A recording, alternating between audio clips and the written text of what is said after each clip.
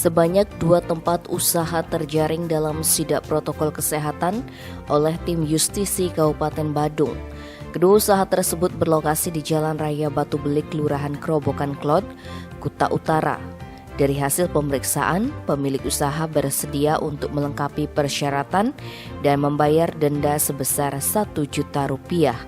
Kasih Penindakan Satpol PP Badung Deomade Sugire Selasa 22 Februari membenarkan jika telah menemukan 2 tempat usaha yang melanggar prokes. Menurutnya, pelanggaran yang dilakukan yakni tidak adanya pembatasan kerumunan dan tidak memiliki QR kode peduli lindungi. Sesuai kewenangan Satpol PP, Sugire menerangkan kedua usaha tersebut langsung diberikan surat pemanggilan untuk menjalani pemeriksaan. Sesuai dengan kebijakan, tempat usaha yang melanggar akan ditutup selama 7 hari dan akan diperiksa perizinannya.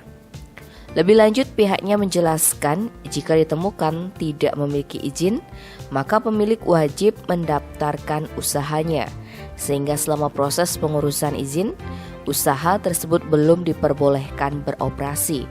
Sementara itu, Kasat Pol PP Badung I Gusti Agung Ketut Surya Negara menambahkan, saat ditemukan pelanggaran dari tempat usaha, maka akan dilakukan pemanggilan dan pemeriksaan oleh penyidik pegawai negeri sipil.